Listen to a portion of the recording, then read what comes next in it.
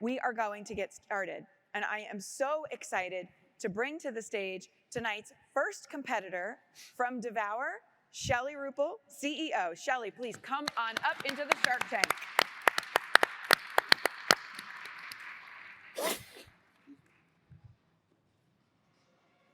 Thank you, Abby. What a great conference. I want to start by asking you a question.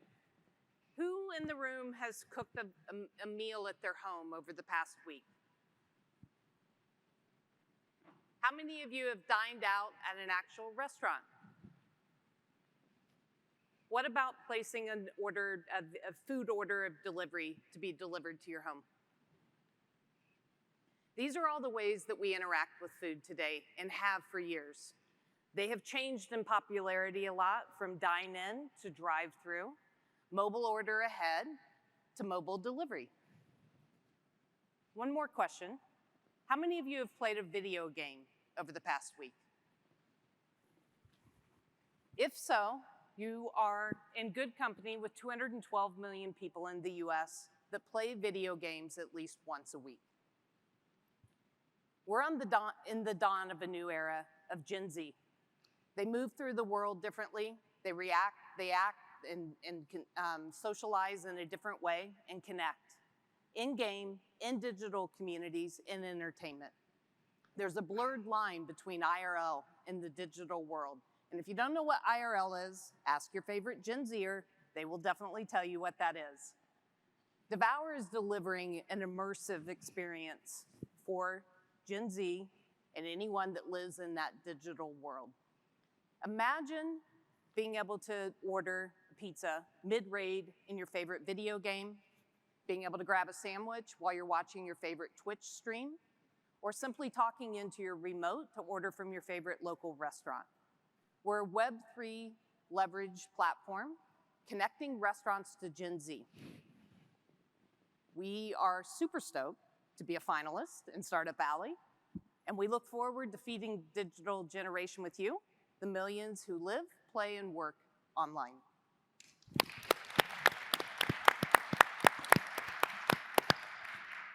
You want me to kick off?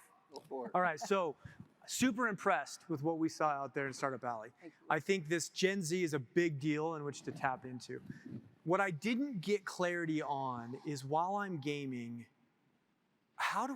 does it pop up? Does it disrupt the game? Is it on the side? Like, how does that all work in the gaming aspect and to get to the food?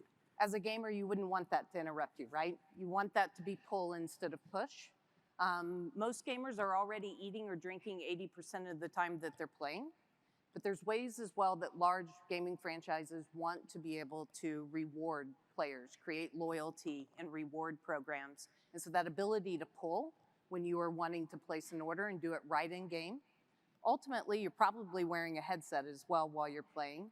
And so that ability to write through your headset, we all order through drive-through. Why not be able to do that with voice as well directly in game? Got it. So how do I get my brand to partner with the gaming industry so that maybe I'm top of mind or I have the ideal ad space within the game? Absolutely. We were brought in by one of the largest gaming franchises to build out a prototype of a player loyalty and reward program. Biggest thing they wanted DEVOUR to do with our contacts was to bring in top brands to be able to participate in that reward program with them. Gaming franchises, they want to retain their players. They're looking for ways of how do they keep their players playing games and rewarded and interested in their franchise. And they want to partner with restaurant brands to do that.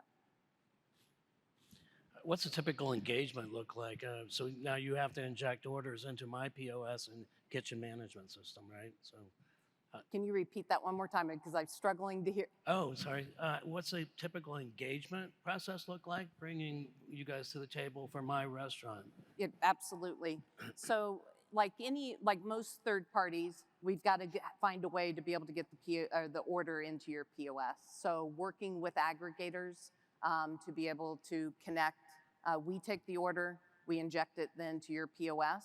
We're not building out a driver network. We want to be able to expand internationally faster. And so as a small company, that's not something that we want to take on, or that, that big monumental task. There are the incumbent third parties who are really good at logistics, and so we dispatch orders out to them. Okay. So, who owns the customer? Do you own the customer? Do we own the customer as the restaurant company? How does that work? We want to mutually own the customer with you. So that's a big thing where we want to be different in that way. Sharing of data, we're working with one of the largest QSR brands, their head of data analytics, to figure out how do we become a really good partner for restaurant brands in sharing of data. Now there's privacy and related to how much data can we share on the customer in that way, but we want that to be a mutual endeavor and both succeed. So I'm a mobile gamer, and my wife's a mobile gamer. Yep. What's your plans for the mobile space, and specifically Candy Crush, so I can get my wife to order food? I'm trying to remember what my last level was in Candy Crush, but you know, for Microsoft and their recent acquisition of a large company, mobile is really a heavy focus for them. And so it's really going to be something important for us. Mini apps and that ability to take a very complex system and put it into web apps, iOS and Android apps that are developed by others. It's crucial. Showing up in mobile is going to be crucial. Nice. Have you thought through that roadmap yet, or are you just on the consoles at the moment? Yes, we are. The roadmap is important, and the SDKs for being able to drop in our technology will be done in Q2. Okay, I'm gonna put you on the hot seat. Okay. Talk about the economics. How does this work? Because let's say our CMO goes, hey, this is a great idea, we're gonna go do it, and I'm aligned. Well, now what? How does it work? How does it cost? How do we get into this? Right. So we really look at it the Costco model, right? They sell gas at a cheaper model to get people in, and we're looking at the transaction in that same level. We're more of a marketing play than we are a transaction play. And so we're 0% platform fees for the first 6 months, 10% thereafter, covering of the merchant processing and general, error of order rate to make sure that we're covered there. But there are definitely then from the marketing campaigns opportunities, whether that's gaming franchises, sponsorship of tournaments, or general tokenized campaigns that we're able to power. That's where then most of our revenue streams and margins will come from. And any offer that I were to put into that gaming component, I would actually pay for that offer, but then it was the same model you just explained as far as like how the revenue is generated for you guys and how we would pay, right? But I would cover the offer cost.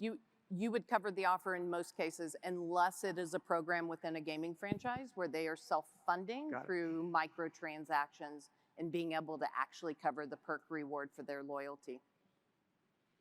All right. Great job. Great job. Well Thank done. you very much. Thank you. Thank you.